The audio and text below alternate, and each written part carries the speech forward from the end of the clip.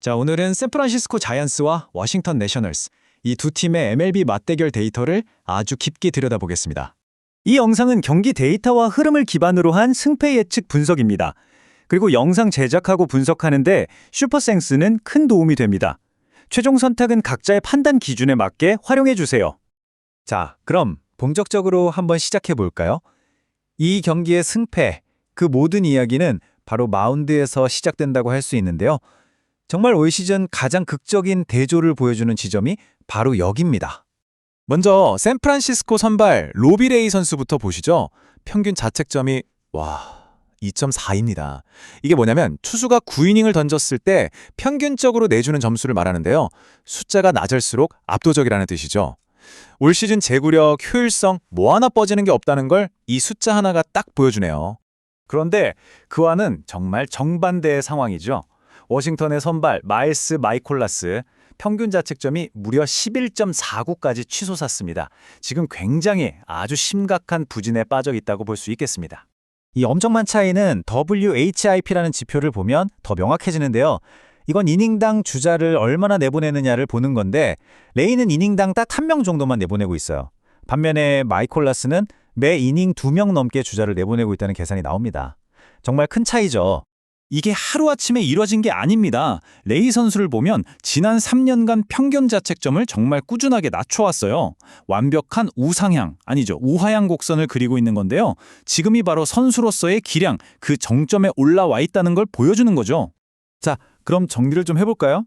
보시는 것처럼 평균 자책점, WHIP, 삼진 비율, 그리고 상대팀과의 전적까지 어떤 주요 지표를 가져와서 비교해봐도 모든 면에서 레이가 마이콜라스를 압도하고 있습니다. 정말 결정적인 우위죠. 자, 그럼 다음으로 넘어가 보겠습니다. 보통 이렇게 선발 투수에서 차이가 크게 나면 당연히 공격 지표도 한쪽으로 기울 거라고 생각하기 쉽잖아요. 그런데 데이터는 아주 흥미로운 이야기를 들려줍니다. 일종의 역설이라고 할까요? 보세요. 올 시즌에 두 팀이 2번 만났는데 2번 다 샌프란시스코가 이겼거든요.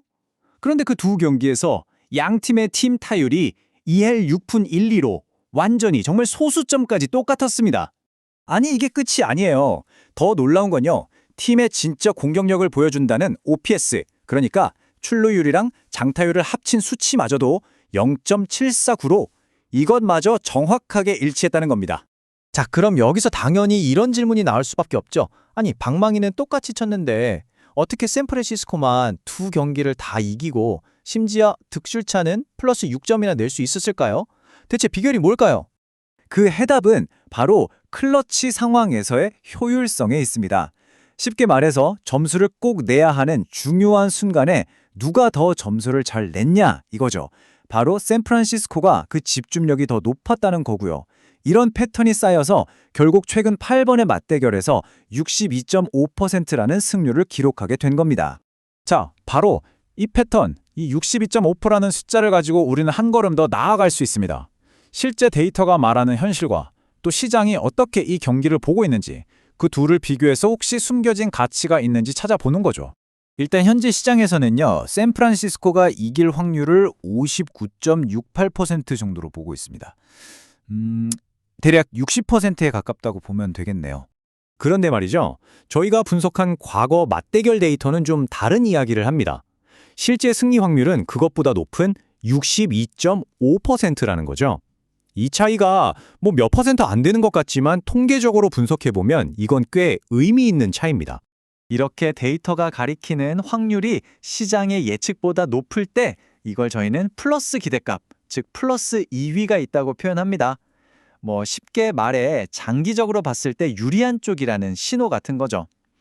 그리고 이번 경기에서 데이터는 바로 샌프란시스코의 승리에 그 가치가 있다고 가리키고 있는 겁니다. 자, 그럼 이제까지 살펴본 모든 데이터를 하나로 모아서 이 경기가 어떻게 마무리될지에 대한 최종 결론을 한번 내려보겠습니다. 이번 예측의 핵심 근거는 딱 3가지로 요약할 수 있습니다.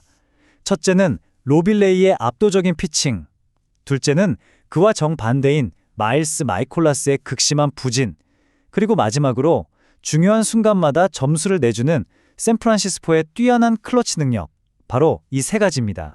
그래서 이 모든 걸 종합한 데이터가 예측하는 최종 스코어는 바로 샌프란시스코 6, 워싱턴 4입니다. 아마 경기 초반에 자이언츠가 마이콜라스를 공략해서 점수를 내고 경기 후반 워싱턴이 따라붙겠지만 결국 그 추격을 뿌리치는 그림이 그려지네요. 자, 이걸 보면서 마지막으로 이런 생각을 해보게 됩니다.